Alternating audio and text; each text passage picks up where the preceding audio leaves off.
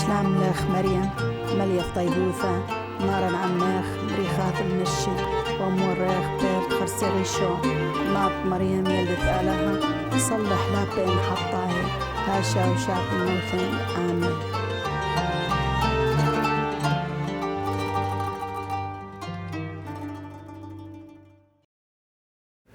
Pues me llamo Kenneth. My name is Kenneth Chukwuka lloabuchi. A quite easy name, right? For the Spanish it's a little difficult, but for us it's easy. Kenneth does not have any translation. Chukwuka means God is great, and my surname lloabuchi in my dialect means the advice of men is not that of God. Good. So I'm from Nigeria to begin with, born in 1979. And today, by the grace of God, I live in Murcia, Spain.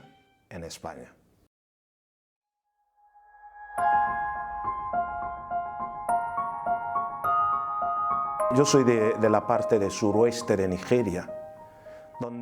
I am from the southeast of Nigeria, where the majority of the people are Christian, and fortunately in my case, give thanks to God because about 98% of my town, or even up to 99%, are Catholic to this day.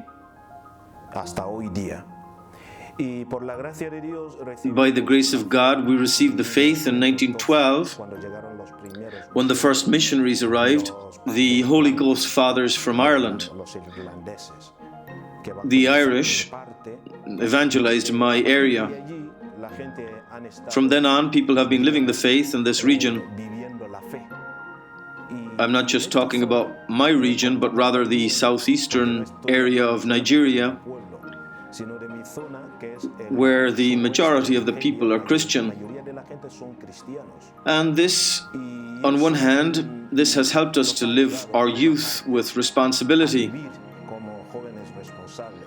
And also I give thanks to the church because despite the sufferings of the people there, she continues to reach out to them, especially by way of schools and hospitals, which were gifts of the missionaries who went there. It's true that the quality of these services cannot be compared to others, but we were able to have schools and a Catholic university in my area. However, there we see the suffering that people undergo, and it leads one to think, am I going to be in this situation my entire life? Or is there some other option? Do I leave this town and seek a better life? Or must I remain here and continue with my life as it is? In other words, to live out one's daily life as it is, which means leaving your house in the morning and going to the fields to plant and harvest.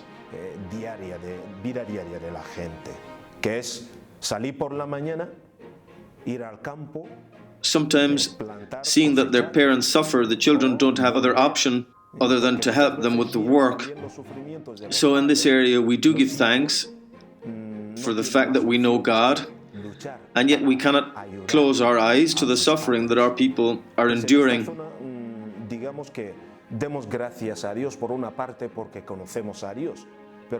The poverty issue and the corruption of the government, it's something of a vicious circle, you know. On the one hand, you have people who are compassionate and are concerned about the good of society, but then you have others who are completely corrupt. That is, they no longer think of their brothers, of those who are suffering, of the poor. Basically, they just look for a way to enrich themselves at the disadvantage of others.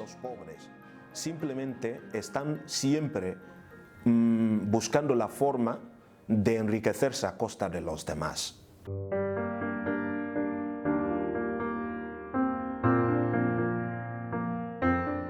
Pues mi camino, te lo digo sinceramente, que ha sido... There were two other aspects on my path to becoming a lawyer.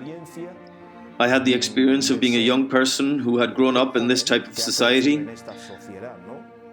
eager to be a responsible person in society.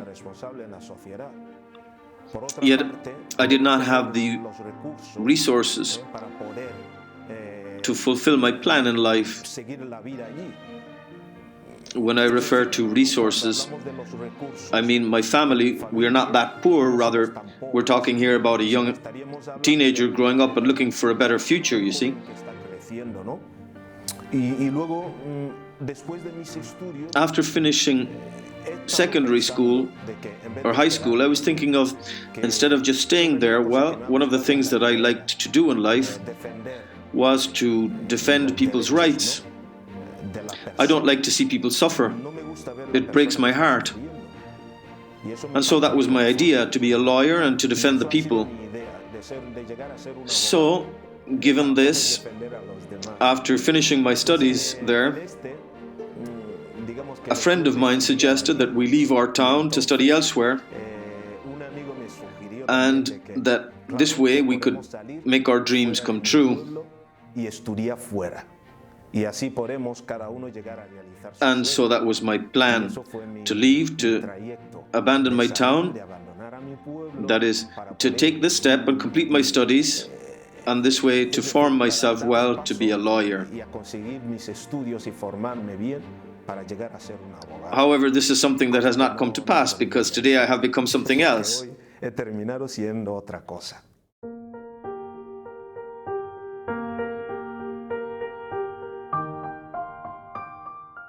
In order to become a lawyer, this friend of mine proposed that we go to London, England, because there it is easier because of the common language. The official language of my country is English. Apart from the fact that Nigeria is a country with a population of 170 million, and with more than 230 tribes, each with its own dialect and language. Well, they said, because in the beginning, after talking to my friend, of course, I also had to speak with my family, in this case with my mother, because my father died when I was 8 years old.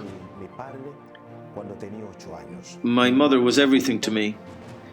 Well, she gave me her permission to leave the country and go to London.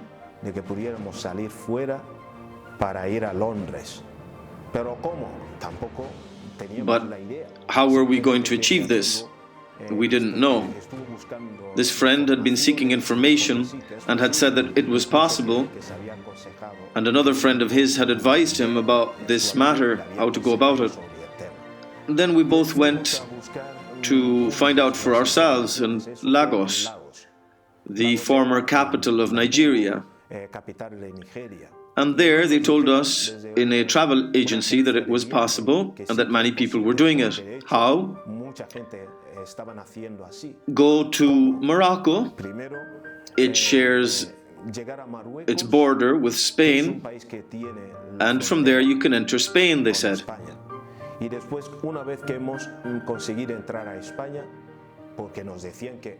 They told us that Spain allowed immigrants to enter for work purposes because there are fields where immigrant laborers are needed. They allow the immigrants to cross their borders to work in the fields.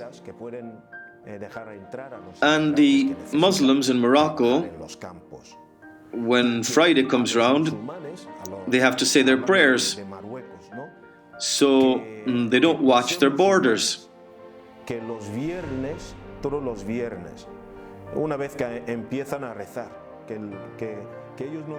Now, Spain shares its border with Morocco, and if the immigrants begin to cross the borders while the Muslims are praying, the Spanish authorities allow them to enter without any difficulty.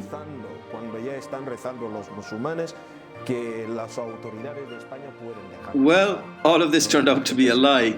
We know because, well, first they showed us the distance between these two countries on the map. 14 kilometers from Ceuta to Tangier, a city in Morocco. But the truth is that we were deceived because neither of us knew what went on in Morocco.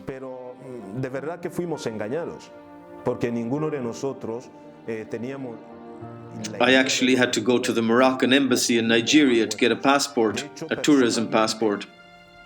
That is, a visa, so that I could enter as a legal immigrant, as a tourist. Because, of course, they said that once we were there, we could cross over straight away.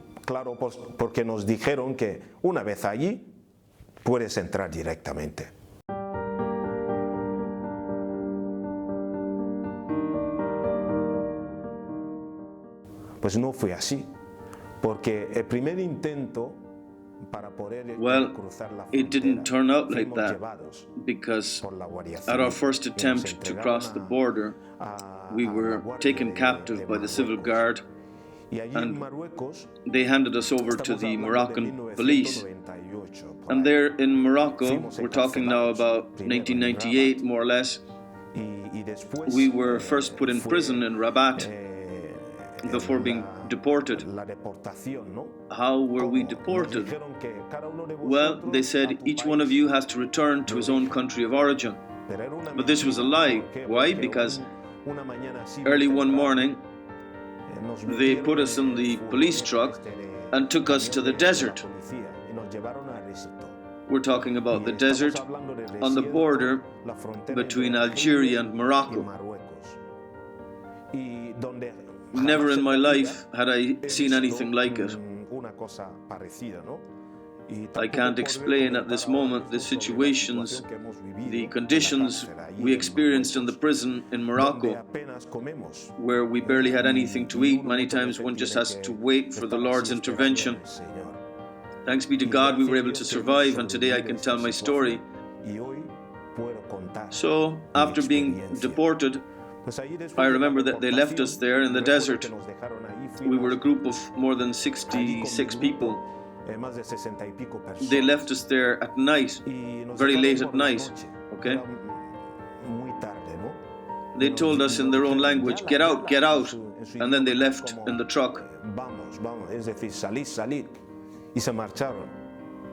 So there we were, in a state of despair, some crying. The girls that were with us were also crying. So then, that night, now, that area was a military zone due to problems with extremists. So, unfortunately, the guards there were given the command to shoot to kill. There had been terrorist attacks. The fundamentalists crossed the border and started killing people and bombing. So the civil guards on the borders have instructions to kill, making it a very dangerous place indeed. So that night we spoke among ourselves and we decided to walk. Where? We didn't know. Rather than staying in the same spot, we decided we would walk. And then at about 2 o'clock, we began to hear gunshots. It was from the guards at the border. Each one of us ran to save his life. I remember that after that experience, running at night in the darkness, there remained no more than 22 of us in the group. So what happened to the other people? I have no idea. They were all scattered. We decided that those of us who remained had to continue. On the morning of the following day, we encountered a pastor, a shepherd with his sheep. As we didn't understand his language, we tried to ask him by making signs. We asked this man where are we? Are we in Algeria? In Morocco? And he said, Algeria, which is closer to the border. He said, keep going.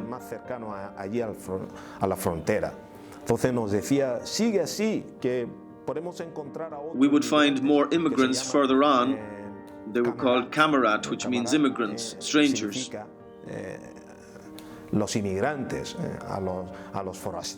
So we arrived after a day to where the other immigrants were. And where were they? They were in a forest. We're talking about people who are living in a forest without a roof over their heads and where anything could happen. We're not talking about some kind of shelter. It's often very cold. And what about food? There is no food, no water. Thanks be to God, sometimes the women, the Muslim women, approached. But as their religion forbids them to come close to strangers,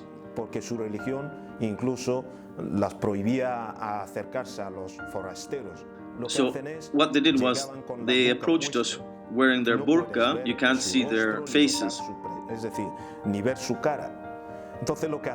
And they would drop the water or the bread for us.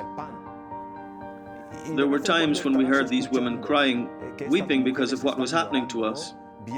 Yes, they wept as they left us bread or water or sometimes tuna, and then they went away. This is how it was. We heard them weeping. They truly were suffering because of the situation of these immigrants. Estos inmigrantes, mayoría de nosotros estuvimos allí pasando.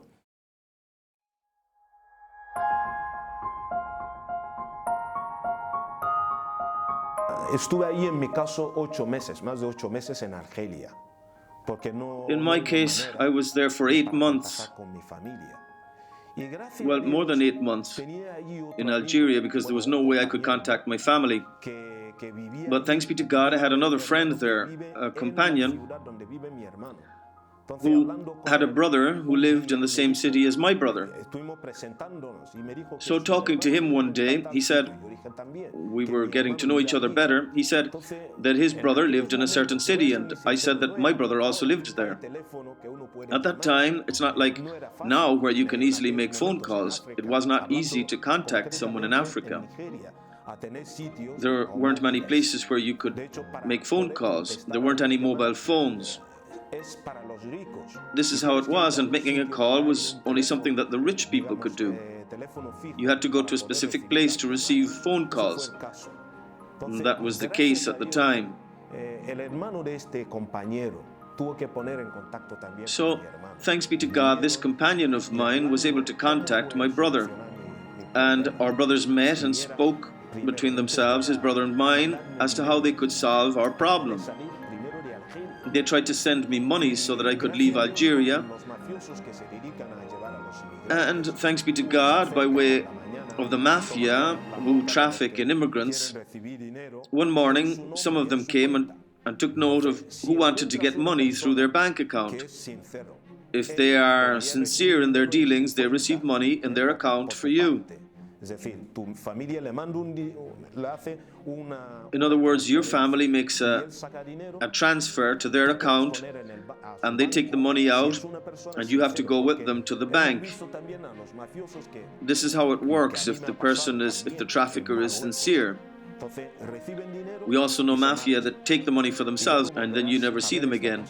That happened to me at a later stage. Pude recibir ayuda de mi hermano, él hizo una transferencia. That's what happened to me. I received help from my brother. He made a bank transfer. A little more than 8 months later, I received the money and was able to get out of there. How? Well, we had to pay the mafia who traffic in immigrants in and out of the country. It is quite intriguing. Well, not at the time, but rather now that I am telling my experience. This person takes you to the desert. So basically, you end up in the desert without a map. And what happens many times is that people who start walking after weeks or a month end up back in the same place, back where they started. Why? Well, because they don't know where they're going, and the mafia do not accompany you. In my case, I, with my companions, was walking in the desert for more than 3 weeks before we reached Morocco.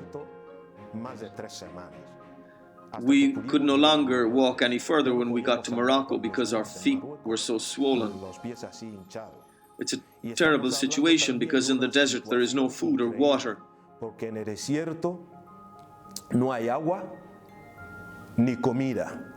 De vez en cuando cruzamos con los que están. Every now and again we encountered people who lived in the desert. People who have wells where their animals drink. So there we were able to drink water, and sometimes they even gave us bread called ofsa in Arabic, and tuna and sardines. The worst thing was, after 4 or 5 days without food, you might see your friend or companion fall to the ground and die.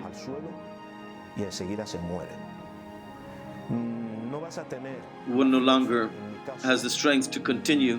In my case, I saw a traveling companion, die in front of me. And you weep, but without tears, you don't have the strength to lift that person up or to bury him.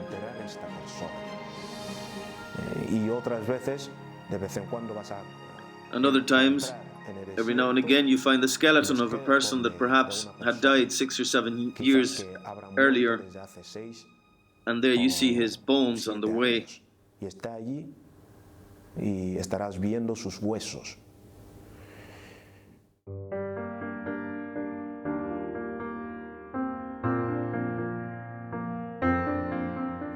Pues bien, después de todo este trayecto, con la gracia de Dios, pudimos llegar a Marruecos. And so, after all this journeying, we arrived to Morocco.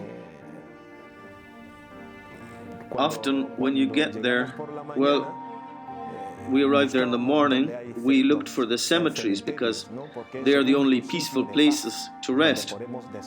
There we could rest and avoid problems with the police. For the Arabs, it's a sacred place. Normally, they don't enter the cemeteries to capture the immigrants.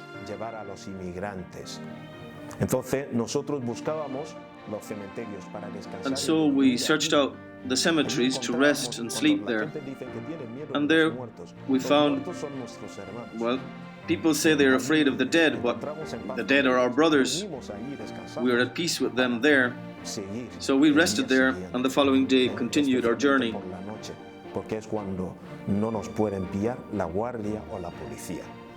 Especially at night.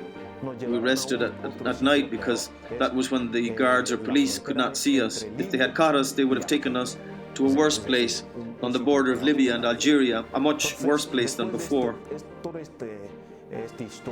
So, at the end of all of this, I was able to return to Morocco, where I remained for almost 2 years.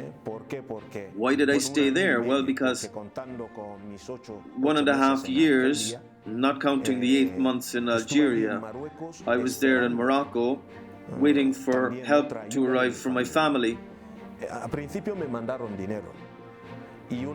In the beginning, they sent me money, but the mafia stole my money, and not only my money, but that of my companions as well. And in Africa, it is not easy to get money together. We're talking about more than 1,000 euros to pay the mafia who traffic in immigrants. So I had to wait until my family could get together more money for me. And this is the reason why I was in Morocco for nearly 2 years. When finally they sent me more money for the third time,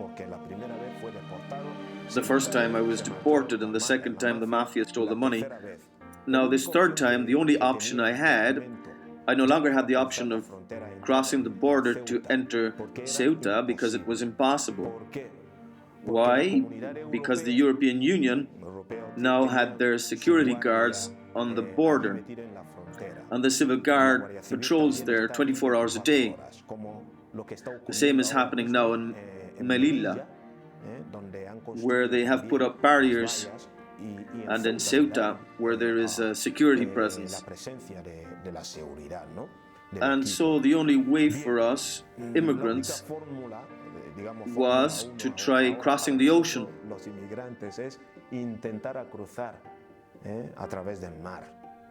And this is what I did. To get into Spain, I had to travel in a dinghy.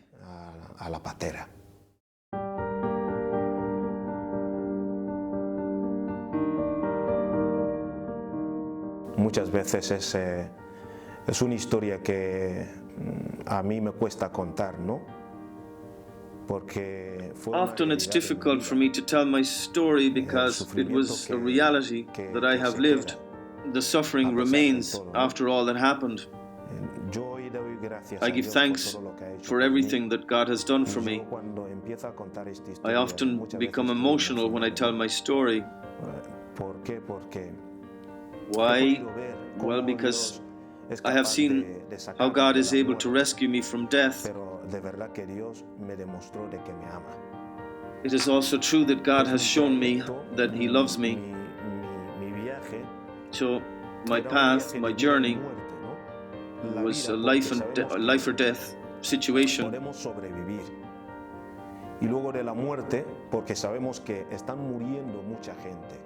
Life because we knew that we could possibly survive, and death because we knew that many people could die.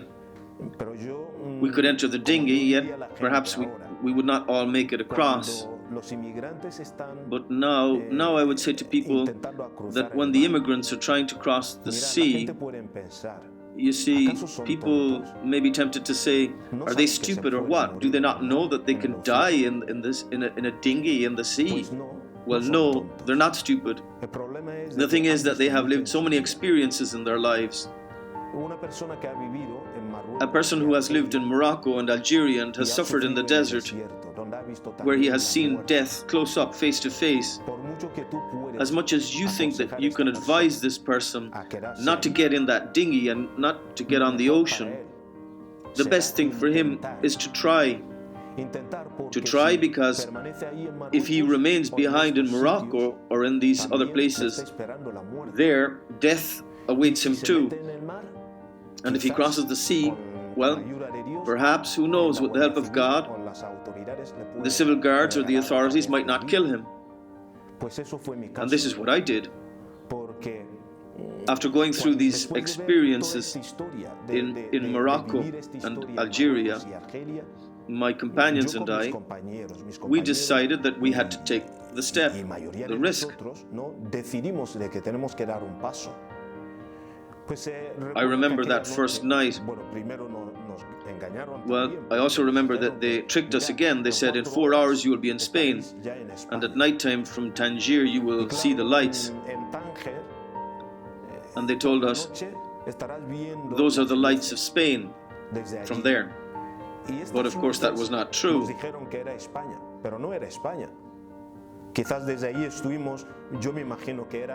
I imagine now that we were looking at the Strait of Gibraltar, because it was like a place in the middle of the sea, in the middle of the ocean.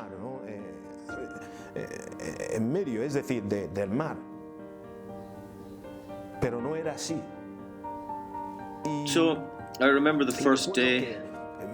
Well, in my town, even now, I don't know how to swim, because in my town there are no rivers or pools, like here, where you have the opportunity as a child to learn how to swim.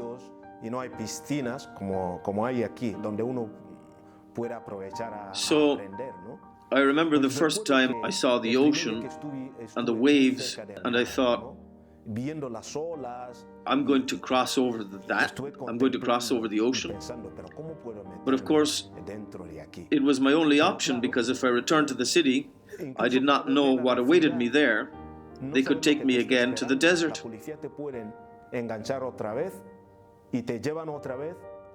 So I decided that I had to at least try.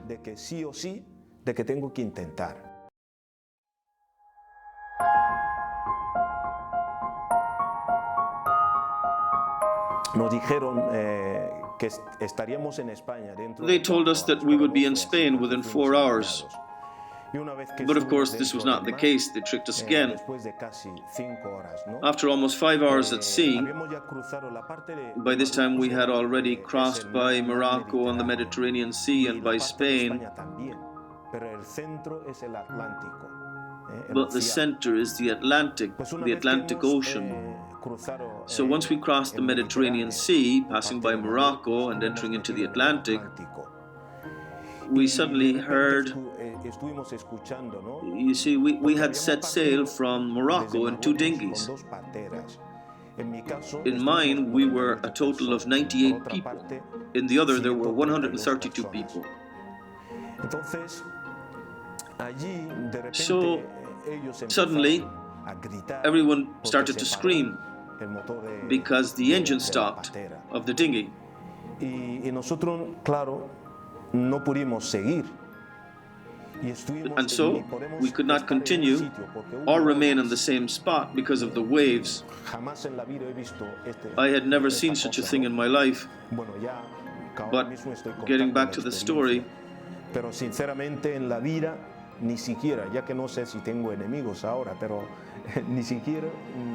honestly, I don't know if I have any enemies right now, but I would not even wish this on an enemy to make that trip. As we were going round in circles, we were trying to encourage each other, and then suddenly a wave came, an enormous wave, and the boat was capsized. I remember in my case and that of my companions, there we were, it seemed like a dream.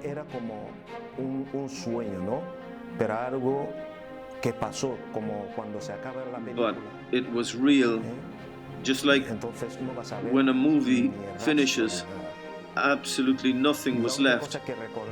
The only thing I remember thinking of in the moments that followed, the following seconds, a few seconds, I saw hands like this, and then they disappeared. Pues nosotros allí estuvimos llorando cada uno de nosotros. We were all weeping, and we made promises.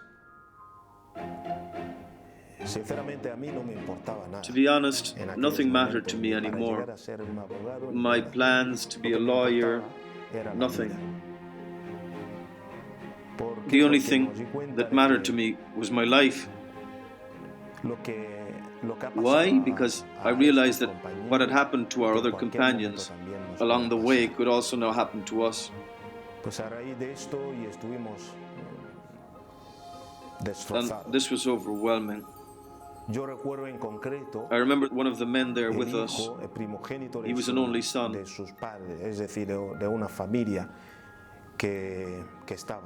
And his parents to this day do not know how their son perished. They never managed to get in contact with him.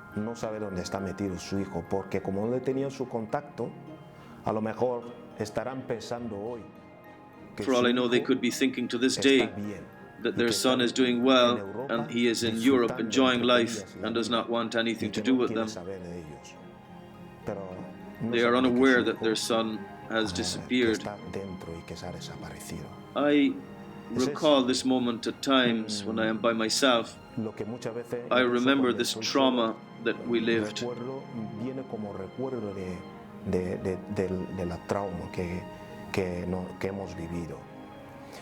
So from there we were rescued in the morning by the civil guard and taken to a town, a city, the city of Algeciras. And there we were put in prison because we were now illegal immigrants. I remember that I was there in the prison singing and giving thanks to God. I didn't care about the food, to tell you the truth. I was hoarse from singing and giving thanks to God, because after having survived the journey in the Atlantic Ocean, I experienced the greatness of God.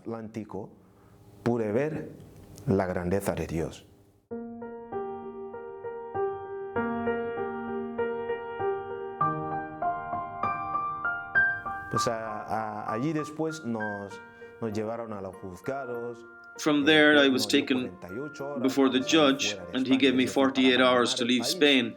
That is, to leave the country because we had entered it illegally. And then we started to look for a way around this. The lawyers helped us to make an appeal to try to explain to the government that we should not have to leave. At that time, a companion said to me that in Murcia, he had a friend who was in Marlin, we could get work in Murcia, that is, that we could work there illegally.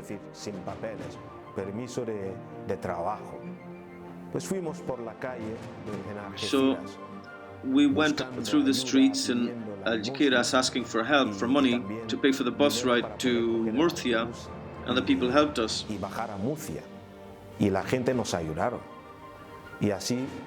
So this way I was able to go to Murcia and begin a new life that consisted in working in the fields, picking lemons, artichokes, and of course tomatoes and other produce in the fields.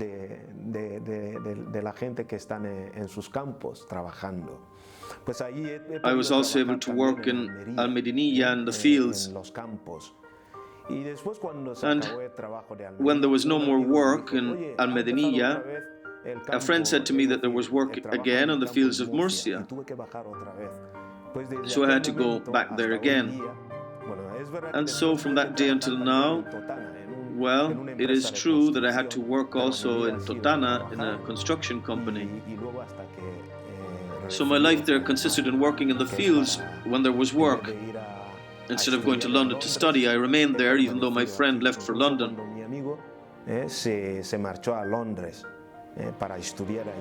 Why did I stay? Because I thought it would be better for me to work there so that when I got to London, I could concentrate on my studies. If I was able to pay for my studies, then I could begin studying straight away. But it seems that, well, in the end, God did not want this. He had other plans for me. And this plan was that I become a priest, that I enter the seminary.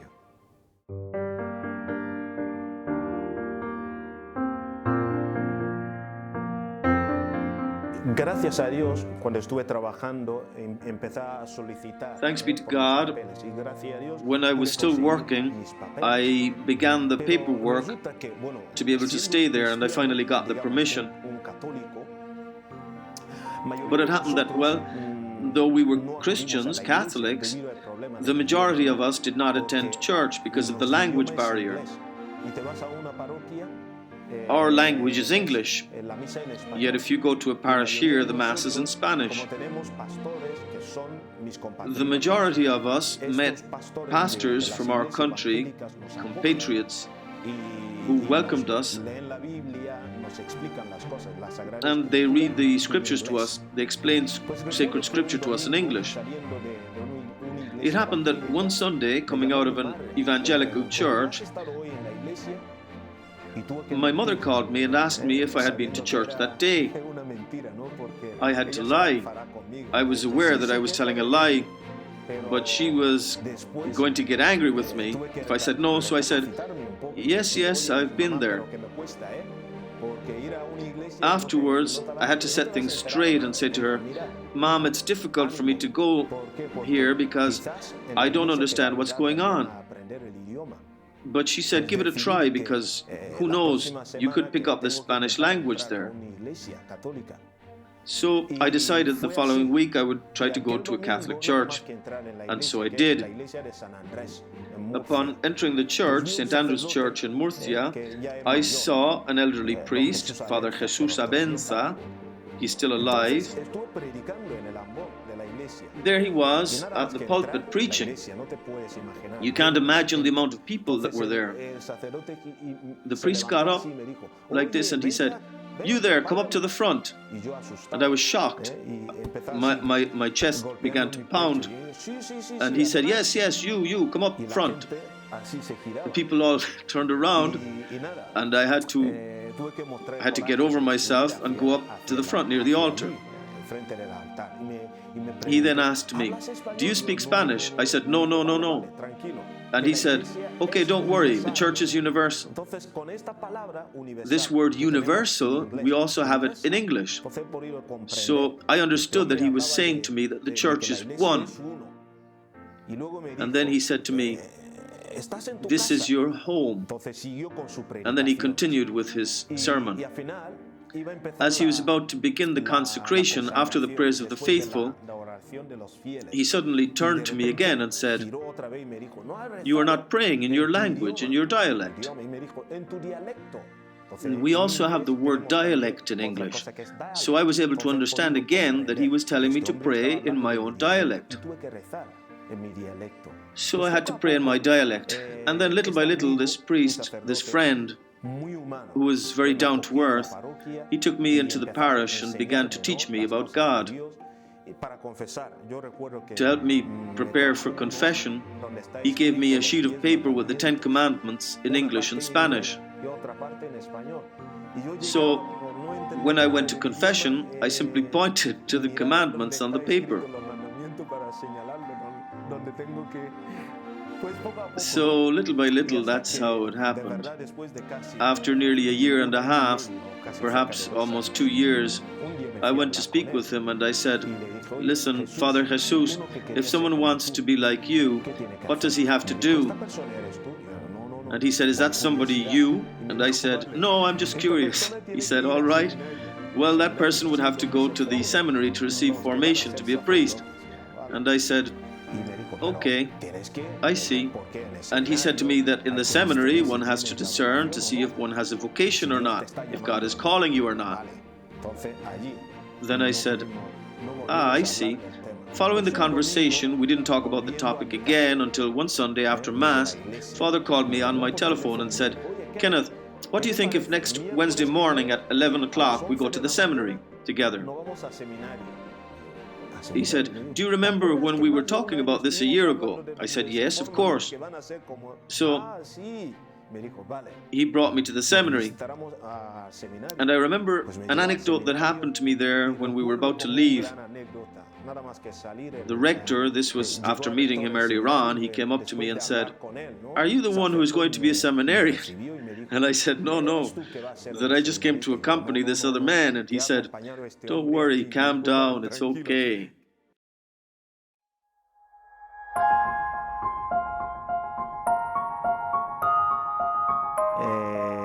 Yo estuve de verdad, convencido de que no estoy. I was really convinced, truly convinced that I was not capable of being a priest. What I mean by that is, okay, I was willing to give it a try. They said that it was a time to get close to God and to pray, and I knew that they were not going to kidnap me or harm me in any way. So I decided that as it had to do with getting closer to God, I would take advantage of it and spend some time in prayer. So this period of vocational discernment took place in the seminary every 15 days. Another anecdote is what happened with my girlfriend. She didn't know anything, nor did I want to reveal anything. It seemed that I went there like any other young person did. So, after my first year going to the seminary, they asked us who was ready to enter, to become a seminarian. And I said no, because I was convinced that it wasn't for me. I said, "No, that's not for me." And they said, "Okay," and they invited me to do another year of discernment. I thought that since I'd been able to visit different towns that year as part of the discernment program, because some Sundays they would take us on excursions to get to know the diocese, I liked that a lot. I decided I would do one more year. And I remember that at the end of that year, on the last day of the retreat, a priest preached to us and began to ask us questions. And I remember that he said, "Your life is not yours, you're not the owner. You have to recognize all that God has done for you in your life. Why don't you take a step and show him that you are thankful for all the good that he has done for you? Are you afraid? And he quoted St. Pope John Paul II saying, "Open wide the doors of your heart to Jesus Christ. It is he who will make you his instrument." Now, I was afraid, and my fear was the language difficulty. How was I going to speak in public? How was I going to express myself? How was I going to preach in church? So I thought of testing God. How? Well, I knew that once I went home, I would have to tell my girlfriend about this. And so I was going to find out if God was really calling me or not. Then, when I arrived home, I called my girlfriend. I said, "Hi, Espe." Her name is Esperanza. Then she came to my house, and I told her, "Look, I'm thinking about doing something." And she asked, "What?" "I'm thinking about becoming a priest." And she said, You? Now, I was looking to one side while she was speaking to me. Then, after nearly a minute, she said, "If that's what you want, you have my support." And I said, "It seems that God is calling me." Then straight away I started saying to her, "Look, it's not for sure. I'm just going to see. If I see that it's my place, then good. And if not, I will leave and we can continue together." And she said, "Okay, it's not a problem." So I went to the seminary. The first year was terrible, and the second almost the same as the first. However, little by little I made progress. I also had the good luck of having 3 bishops during my years of formation, and they treated me like their own son. Then after 7 years in the seminary, 3 years ago, I was ordained on the 29th of September as a priest in this diocese in Cartagena. And I truly give thanks to God. I am working in the parish of St. Peter the Apostle, St. Peter of Pinatar. I give thanks to God for having called me. If I could be born again, I would become a priest all over again. I give thanks to God for this calling. I see myself as a poor and useless servant, but God is using me as His instrument to reach others. And the greatness of my story is the joy of announcing the gospel, the joy of being able to proclaim the good news, to be able to say to others that God is love, that God is merciful. Que Dios es amor, que Dios es misericordia.